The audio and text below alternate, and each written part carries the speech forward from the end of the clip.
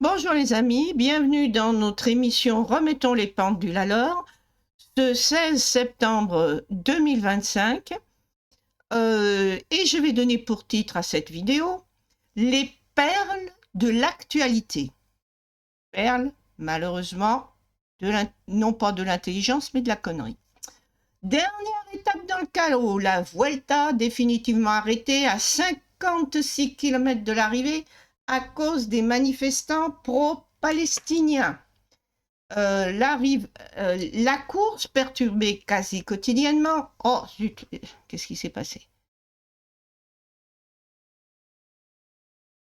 Oh mince.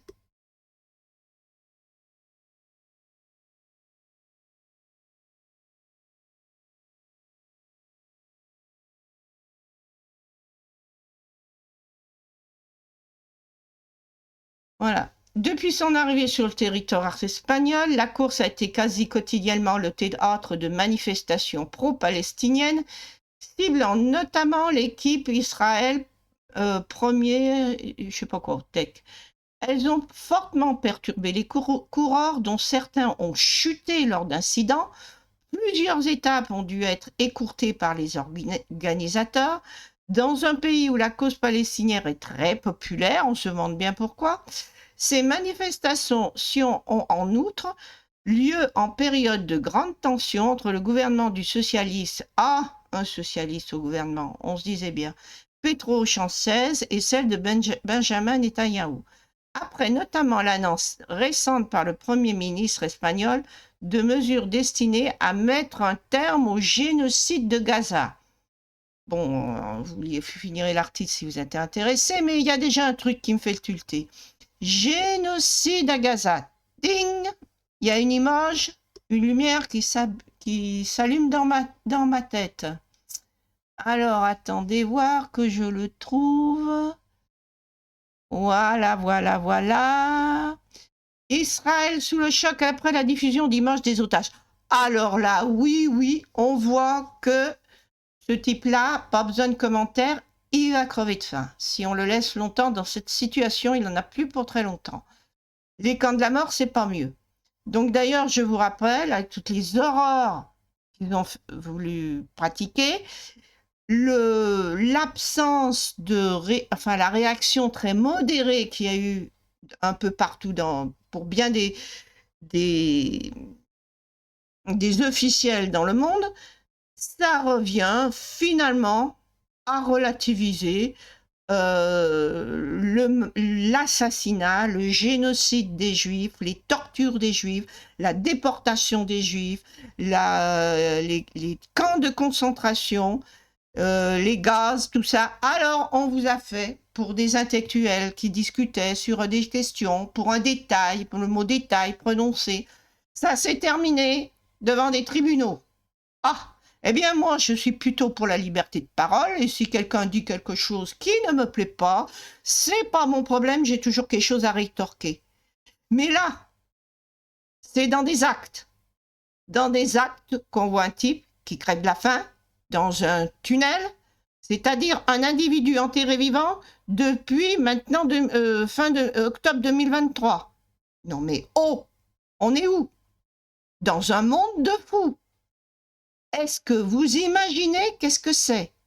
Ça s'appelle de la torture psychologique, en plus que physique. Moi, je ne peux pas rester 24 heures dans le noir. Alors, je n'ose même pas imaginer ce qu'ils peuvent ressentir. Plus la faim. Je voudrais dire que de toute façon, en plus, ça doit plus sentir la poussière et tout. Je suis désolée de dire ça s'il y a des gens qui ont des proches ou qui se sentent liés personnellement à certaines des victimes. Mais j'aimerais que les fous furieux qui agitent leur drapeau palestinien aient ça en conscience. Les gens qui ne condamnent pas sérieusement ça, qui nous parlent de Gaza au lieu de nous parler de libérer les otages, parce qu'il n'y a pas que le nombre de victimes, il y a la qualité de la torture. Et puis il y a tout de même eu un millier de victimes, tout de même, lors du massacre d'octobre, il me semble. C'est pas une question de nombre, c'est une question qui a commencé. hein, qui a fait des massacres, qui a choisi d'éliminer des femmes et des enfants. C'est le Hamas. Et le Hamas, eh bien, il est acclamé par la foule. Hein. On a des images où il est acclamé. On a eu des images où, lors de l'attentat du Bataclan, on avait dans des quartiers français, dans des banlieues, des gens qui n'avaient même pas des fois l'autorisation d'être, applaudir au massacre. Hein. Donc, moi, je vous le dis, c'est donner comment dire, l'absolution à tous les crimes qui ont pu être commis par les nazis, que d'être dans cet état d'esprit à agiter le petit drapeau palestinien. Parce que pour ce qui est, bon, évidemment, il y a eu des victimes, comme dans toute guerre d'ailleurs, évidemment qu'il y a certainement des actions critiquables, parce que quand on voit de la manière dont les Israéliens ont été traités, je peux comprendre qu'il y en ait quelques-uns qui aient pété les plombs et qui peut-être sont sortis des clous. Ça, c'est pas impossible. Mais tout de même, en ce qui concerne la famine, moi j'ai vu un otage palestinien. Le seul qu'on nous montrait maigre, c'était un enfant qui était à l'agonie. Hein. Les autres, ah ben je regrette, c'était pas si évident que ça qu'ils crèvaient de famine. Hein. Et de toute manière, la cause première, c'est sortir d'abord ceux qui crèvent, qui sont vraiment à deux doigts de mourir de faim. Commençons par les otages et ensuite on verra la suite. Bien. Alors, agiter vos drapeaux palestiniens lors de la course et foutre le bordel et la pression, c'est simplement donner un coup de pouce pour que les otages restent enfermés puisqu'on les oublie. Alors, parlez d'eux et ensuite vous parlerez de Gaza. Bon, alors, on continue dans nos perles. Alors, une dernière étape. Ah oui, alors donc je voulais faire un petit rappel. Chronologie, donc, vous trouvez ça sur Wikipédia, du terrorisme palestinien. Considérable, oui, c'est celui qui en a commis le plus. La liste comprend les attentats palestiniens ayant fait des victimes civiles israéliennes majoritairement, mais pas que. Et puis, qui touchait les intérêts français directement quand on s'en prend aux avions. Je tiens à préciser, hein, donc là, même au temps de Yasser Arafat, qui a été ensuite absous, pardon, parce qu'il y a eu les accords d'Oslo qu'il acceptait, mais tout de même, hein, rappelons-nous un peu parce que c'est lui qui a choisi ce type de lutte, c'est lui qui a pris des enfants pour en faire la chair à canon, des familles touchaient de l'argent pour avoir des enfants qui se font tuer un peu plus tard, bah, ils élevaient des martyrs comme d'autres élèvent des cochons, hein, à cette époque-là. Donc, l'attentat aux Jeux Olympiques de Munich en 72 fait partie d'une longue... Donc, c'est devenu culturel. Et c'est de ça qu'on veut faire un État. Imaginez si l'Allemagne, on avait laissé le régime hitlérien. C'est exactement la même chose. Ils n'auraient pas changé. Hein. Ils ont changé parce qu'il y a eu une dénazification. Et il n'y aura pas de déhamassification. Ils vont changer, non, ils vont s'appeler autrement. Mais ça sera toujours les mêmes et on recommence. Donc, l'attentat aux Jeux Olympiques de Munich en 72 fait partie d'une longue série de massacres. Ils sévissent dans les aéroports d'Europe et d'Israël, des avions sont détournés, des fusillades éclatent dans les terminaux, des grenades sont lancées dans les salles de transit et des bombes sont déposées dans les avions de ligne. Je me rappelle à cette époque, il y a des jeunes qui n'ont pas connu que ça, qu'on se poserait vraiment le problème de la circulation aérienne et comment dépister, mettre des portiques et tout ça. C'est eux qui ont fait donc obligé à ce qu'on ait des temps d'embarquement qui soient plus longs que les voyages eux-mêmes. En France, l'aéroport d'Orly est la cible d'attaques palestiniennes de 75 à 78.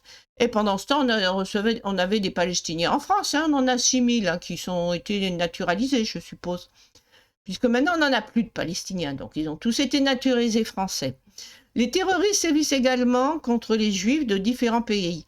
Les cibles principales sont les synagogues. La Belgique, la France, la Suisse, l'Italie, le Danemark subissent sur leur sol des attaques palestiniennes. En France, les attentats les plus tristement célèbres restent ceux... Alors, je vais vous faire remarquer la différence. Si vous aviez des juifs qui commettaient des actes contre des Arabes et qu'il y ait des juifs dans le pays, eh ben, vous êtes sûr qu'il y aura des actes de répression sur les juifs du pays. Alors qu'en France, on avait des Palestiniens. Et c'est pas pour autant qu'on a eu une répression. C'est ça qui fait la différence. C'est ça. C'est que pour eux, le crime est justifié dès qu'ils sont contrariés. En France, les attentats les plus tristement célèbres restent ceux de la rue Copernic, donc 1980, à Paris, et de la rue du Rosier, 1982, dans le quartier du Marais.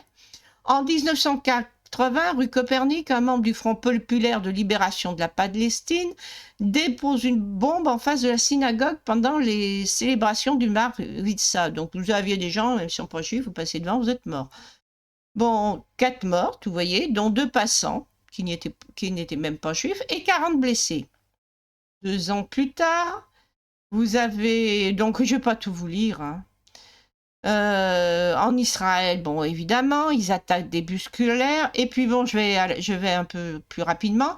La plus tragique, donc en Israël, c'est l'attaque du 15 mai 1974, où 3 terroristes du Front populaire de libération de la Palestine venant du Liban réussissent à s'introduire dans une école et tuent 22 écoliers ainsi que 3 enseignants et un couple avec leur enfant. Vous avez vu des gens se balader un peu partout, foutre la merde avec des drapeaux israéliens, parce qu'en Israël, vous aviez eu 22 écoliers qui ont été assassinés? Non. Mais par contre, les Palestiniens, supposés crever de faim, je dis bien supposés, eh bien, on vous fout en l'air une pauvre course cycliste en Espagne. Ensuite, alors simplement depuis septembre 2000, 1434 personnes ont été tuées par la violence et le terrorisme palestinien. Vous vous rendez compte?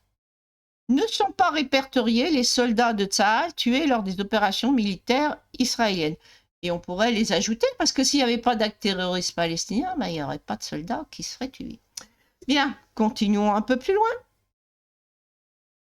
Alors, les oiseaux, moi j'ai des questions à poser. Attendez voir.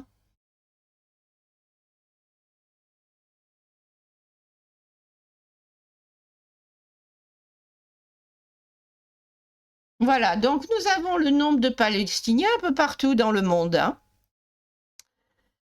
Donc on voit qu'il y aurait 5,4 millions dans les territoires palestiniens, dont 3,2 millions en Cisjordanie, 2,2 millions à Gaza. Hein, et tout de même 1,7 million en Israël, 6,4 millions dans les pays arabes, une grande proportion de réfugiés, et 761 000 dans d'autres pays étrangers. Voilà. Donc, pour résumer, sur 14 millions, nous en avons 2 millions qui font chier la terre entière. Il n'y a pas d'autre mot, désolé d'être vulgaire. Est-ce qu'on ne pourrait pas régler ça calmement, tranquillement, hein, au lieu de s'embêter, parce que pour d'autres, on a pris moins de gants. Hein. Je vais vous faire un petit rappel. Une solution, donc, et que l'ONU arrête de se ridiculiser en reconnaissant un État palestinien actuellement, alors qu'on a à Gaza, on se demande bien comment il s'appelle, le président de Cisjordanie, là, Abou Abbas, là, comment il pourra avoir une autorité sur ceux qui sont à Gaza. Ne soyons pas hypocrites avec ce système-là, ça ne s'appellera pas Hamas, mais ça sera la même chose. Vous changez rien du tout. Hein. Puis si le Hamas n'y est plus, il y en a un autre qui prendra la suite. C'est le refuge de tous les terroristes. Vous avez l'OI qui est allé là-bas. Tous ceux qui ont des problèmes de terroristes, les frères musulmans d'Égypte qui encombrent l'Égypte, allez-y, La poubelle à terroristes, ça s'appelle Gaza. Bon, oui, un petit rappel.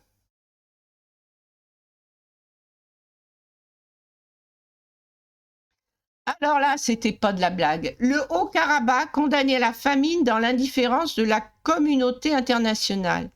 La situation de quelques 120 000 personnes qui vivent au Haut-Karabakh, enclave arménienne au sein de l'Azerbaïdjan revendiquée par Erevan que par Bakou, est aujourd'hui tragique. Et oui, parce qu'ils sont en plein milieu du territoire azerbaïdjanais et il y avait un couloir reliant l'Arménie et les Azerbaïdjaniens. Ben c'est simple, ils ont coupé ce couloir, empêchant donc ce territoire de pouvoir s'alimenter. Et ma foi, ils sont partis, tout simplement. En fait, ça s'appelle un siège. Hein. Bon, et là, ça n'a pas, vous n'avez pas vu en dehors des Arméniens, des drapeaux s'ajouter dans tous les sens, des courses perturbées, etc. Hein. Pourtant, c'est des gens qui, à l'heure active, malgré toutes les souffrances qu'ils ont pu endurer, ce peuple bien supérieur à celle des Palestiniens, qui ont connu aussi un véritable génocide en ce qui concerne les Arméniens. Bon, il y a eu quelquefois des Turcs qui sont passés à la casserole, hein, il y a de ça déjà longtemps, mais après terminé. Hein. Après le génocide, il y a eu quelques règlements de compte, mais qui visaient, qui ciblaient comme certains Turcs. Hein. Bon, il y a eu aussi des Turcs qui ont été visés uniquement parce que Turcs, mais au bout d'un certain temps, il n'y a pas eu un terrorisme organisé aveugle comme on a eu avec les Palestiniens. Ceux-là, ils n'intéressent personne. Alors,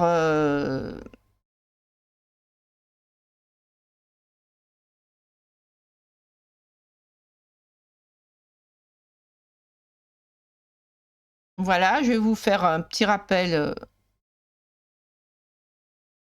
Voilà la carte. Hein. Donc la vous voyez, ça c'est la mer Noire. Là, vous avez la Turquie. À côté, vous avez l'Arménie. Et vous avez des territoires qui sont, comment dire, rayés hein, en gris clair et en gris un peu plus soutenu. Donc vous en avez un gris clair qui joue que l'Iran, c'est l'Azerbaïdjan autonome. Et là, vous aviez un territoire arménien. Donc ils avaient réussi à s'émanciper, le Haut-Karabakh étant à 90%, donc une population arménienne. Ils s'étaient émancipés de l'Azerbaïdjan, ils avaient conquis des territoires pour ne plus avoir qu'un couloir qui les reliait, et donc vous aviez toute une république qui était adossée à l'Arménie, un territoire autonome, où il y avait 60%, donc au total 60% donc du coup d'Arméniens et 40% d'Azerbaïdjan. Donc la fameuse république, eh bien, elle a sauté grâce autant que d'Azerbaïdjan financé par la Turquie, n'est-ce pas? Et tous les Arméniens du Haut-Karabakh eh bien, ont dû fuir en Arménie. Et voilà, le problème est réglé. On n'en entend plus parler. Hein. Parce que pour Gaza, je vais vous refaire un petit rappel encore.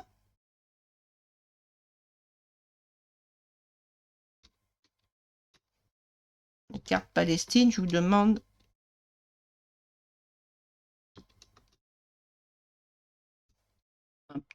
2 minutes de patience. Israël.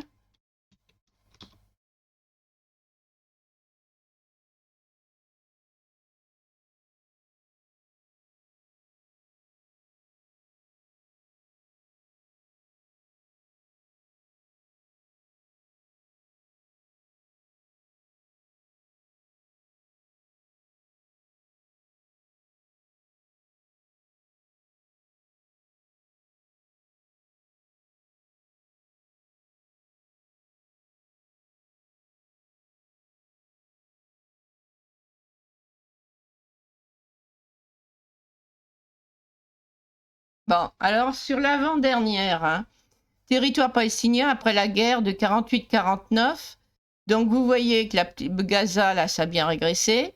Vous voyez donc la Cisjordanie, ce qu'il en reste, avec Jérusalem qui avait d'ailleurs été pris. Et donc ensuite, vous avez toutes les colonies qui ont morcelé encore ce territoire. Et donc, il pourrait y avoir une solution simple, c'est qu'on revient à la précédente carte, hein. On refait une Cisjordanie avec les colons juifs qui retourneraient en Israël ou dans Gaza, qui à ce moment-là deviendrait un territoire israélien. Et ainsi, vous n'avez plus qu'une frontière. Parce que si vous avez déjà, vous voyez, les Israéliens, qu'est-ce qu'ils ont fait? Ils ont écarté la distance Gaza-Cisjordanie.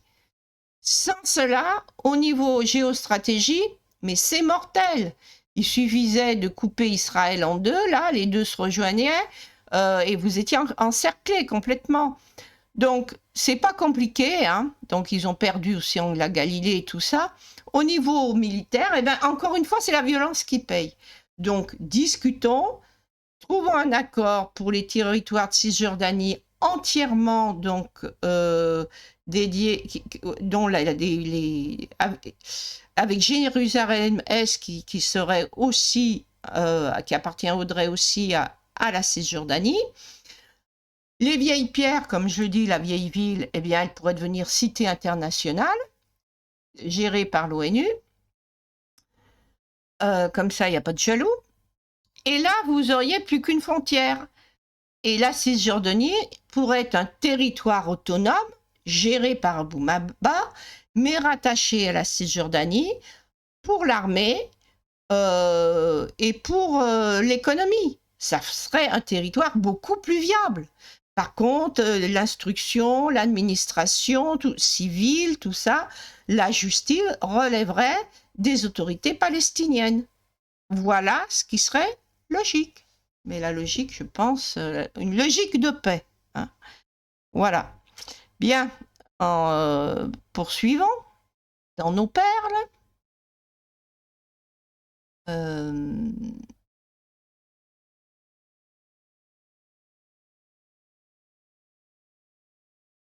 Voilà, Mahmoud Daba. Alors, qu'est-ce que je voulais voir?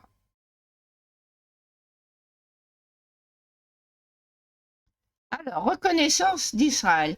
Mahmoud Abbas réaffirme régulièrement que l'État d'Israël est officiellement reconnu par les Palestiniens depuis les accords d'Oslo en 1993, mais refuse de le reconnaître comme État juif ou État du peuple juif.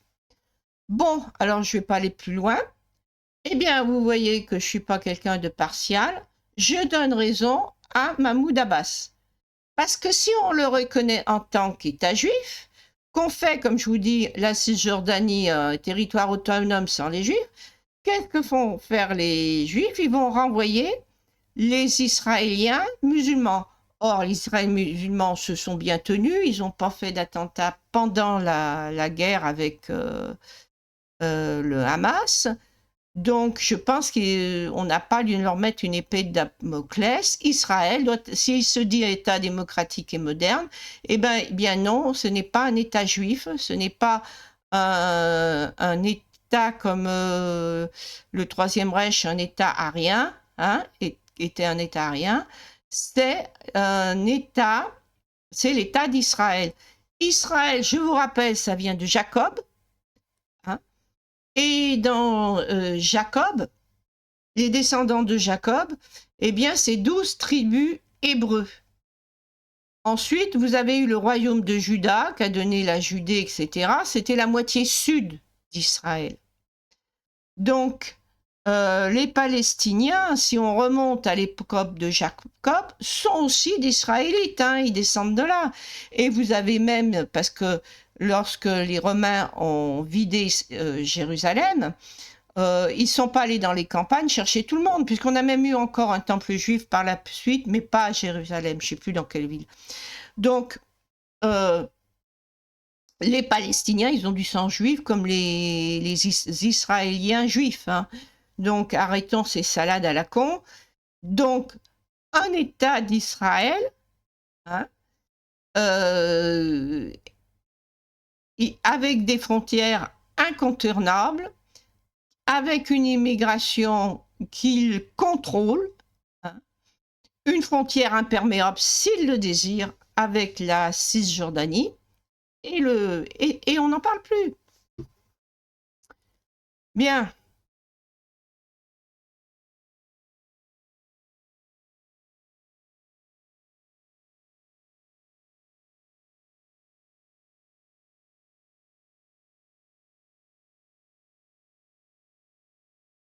Alors, drapeau palestinien devant les mairies, la gauche veut refaire des juifs des parias, accuse Marine Le Pen. Mais elle a tout à fait raison. Et le pire, c'est qu'elle ne le fait pas par racisme.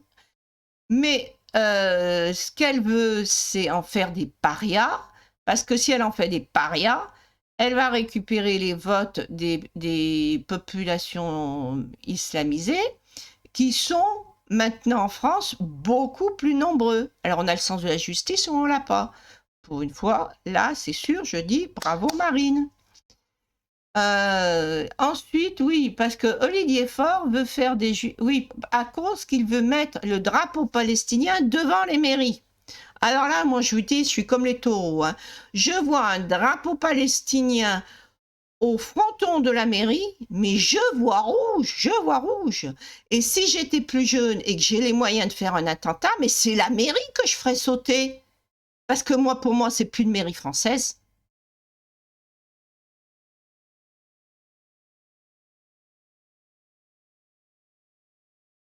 Alors, voilà. Bruno Retailleau et Olifort se sont vivement affrontés, alors que la jurisprudence administrative reste ambiguë sur le sujet. Moi. Les mairies françaises sont françaises, il n'y a rien d'ambigu.